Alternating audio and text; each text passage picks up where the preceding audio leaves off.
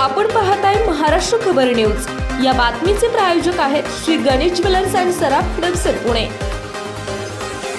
नमस्कार, मी सुद्धा महाराष्ट्र खबर न्यूज मध्ये आपलं सगळ्यांचं स्वागत। रस्त्यावर अनेकदा आपल्याकडे काहीतरी मदत मागणारे लोक भेटतात, ज्यांना आपण अनेकदा सहजपणे भिकारी समजतो। मात्र प्रत्येक वेळी ही व्यक्ती भिकारीच असेल असं नाहीये।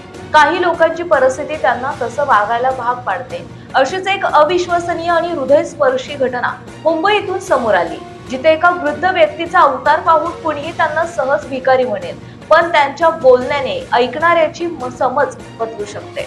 सोशल मीडिया इन्फ्लुएन्सर मयुरेश गुजर हा अनेक गरजू लोकांना पाप पुण्य का हिसाब म्हणत मदत करत असतो। या दरम्यान मयुरेश मुंबईमध्ये एका वृद्ध व्यक्तीला मदत करण्यासाठी गेला, पण तिथे पोहोचल्यावर मयुरेशने कधी विचारही केला नसेल असा अनुभव त्याला आला। मयुरेश जेव्हा त्या व्यक्तीजवळ पोहोचला तेव्हा त्याने फाडफाड इंग्रजीत संवाद साधायला सुरुवात केली। विशेष म्हणजे ही व्यक्ती मराठी, हिंदी आणि इंग्रजी या तिन्ही भाषांमध्ये सहज संवाद साधत होती।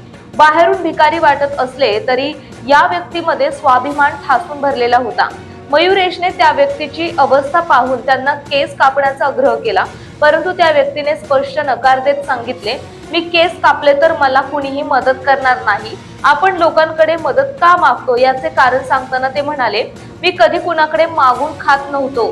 मी रोज प्लास्टिकच्या बाटल्या, लोखंड, ॲल्युमिनियम गोळा करून ते भंगारात विकत होतो।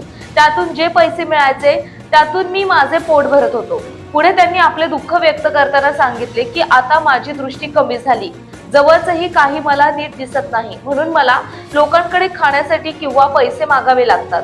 यानंतर मयुरेशने त्यांना वडापाव, चिप्स, फळे असे काही खाद्यपदार्थ आणून दिले। इतकेच नाही तर मयुरेशने त्यांच्या डोळ्यांचे ऑपरेशन करण्याची ऑफरही दिली, परंतु त्यांनी त्यासाठी नकार दिला। आपण पाहताय महाराष्ट्र खबर न्यूज। या बातमीचे प्रायोजक आहेत Shri Ganesh jewellers and Saraf Hadapsar Pune.